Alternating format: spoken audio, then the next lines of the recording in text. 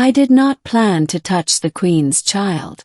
Humans were not invited to the inner sanctum of the Aurelian court, much less allowed within arm's reach of the royal bloodline. We were advisors, translators, war allies of convenience, useful mammals with soft skin and alarming adaptability. That was how the Aurelians described us in their own language, a phrase that translated roughly to fragile tools that refused to break. So when the alarms screamed and the chamber doors sealed, I was only supposed to stand still. That was the rule. Humans were very good at rules, right up until the moment rules failed to save a life. The Queen of Aurelia stood on the dais, her iridescent wings half-furled in ceremonial display, her attention fixed on the ambassadors before her. The infant, her heir, rested in a cradle of living crystal beside the throne. The child was barely a month old, translucent-skinned, its faint bioluminescence pulsing in time with a tiny heart. Then the ceiling ruptured. The first impact shattered the upper vault like brittle ice. A shockwave slammed through the chamber, throwing diplomats and guards alike into the walls. I hit the floor hard, the air punched from my lungs. The smell of ozone and burning stone filled my nose as automated defenses screamed to life. Assassins. Not rebels, this was too precise. Too quiet after the first strike. I saw the cradle slide. Time did that strange human thing then, stretching and narrowing until the entire universe existed in the space between breaths. The cradle tipped toward a widening crack in the floor, molten light glowing beneath it. The Queen was trapped behind a collapsing shield, her guards pinned by falling debris. No one else could reach the child. Ran. I remember thinking absurdly that this would end my career. Possibly my species' diplomatic standing. Possibly my life. I dove, fingers scraping crystal as the cradle split apart. The infant slipped free, impossibly warm and light. I curled around the child instinctively, my body taking the impact as we hit the floor and slid to the edge of the fissure. I stopped inches from the drop. Silence followed, broken only by the hiss of cooling stone and the distant thud of retreating attackers.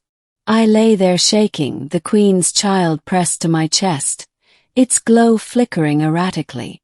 When I finally stood, every eye in the chamber was on me. Aurelian guards leveled their weapons. The Queen's shield fell away, and she descended the dais in a blur of motion. She was taller than me by half again, her presence like gravity. I held out the child with both hands. "I'm sorry," I said, because humans apologize when they don't know what else to do. The Queen took her child, her many-faceted eyes unreadable.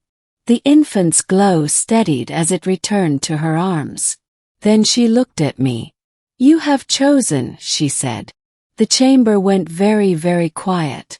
I learned later that among the Aurelians, to physically save a royal heir was not an act of instinct. It was a declaration, a binding choice written into their oldest laws, predating spaceflight, predating even their written language. By holding the Queen's child, I had invoked the right of custodianship. I did not know that, but the universe did not care. The Queen announced it publicly the next day. Her voice broadcast across the Allied systems. "Humanity has claimed responsibility," she declared. "By their own hand, they have chosen to stand between Aurelia and extinction." Our diplomats nearly fainted. The middle years that followed were not glorious. They were hard, grinding, and terrifying. Custodianship meant that if the Aurelian royal line fell, humanity would inherit the burden of safeguarding their species. Militarily, politically, existentially. It also meant we were now targets. Enemies who would not dare strike Aurelia directly began testing us instead. Trade embargoes. Proxy wars. Silent plagues released on fringe colonies. We adapted. We always did. Human engineers worked alongside Aurelian bioarchitects, merging steel and living crystal into fleets that could heal themselves mid-battle. Human tacticians rewrote Aurelian doctrine, introducing concepts like feigned retreat, decentralized command, and the terrifying idea that loss could be acceptable if it led to victory. When the car invasion came, a swarm intelligence that consumed stars, we stood at the front. I was there, older now, standing on the bridge of a human Aurelian flagship as the sky burned. The Queen's Child was no longer an infant but a radiant young sovereign, standing beside me, their glow steady and fierce.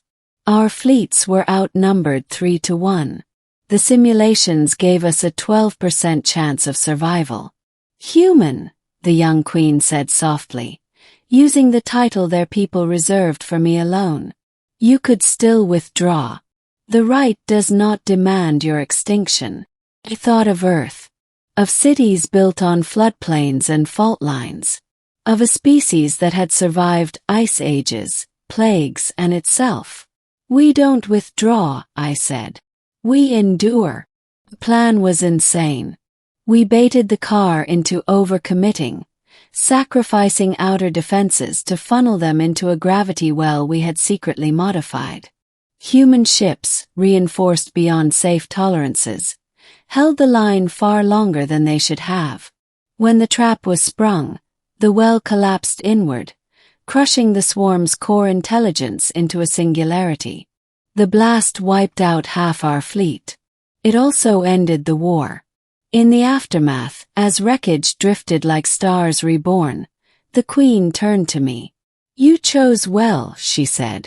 Years later, when my hair had gone gray and my hands trembled, I stood once more in the Aurelian sanctum.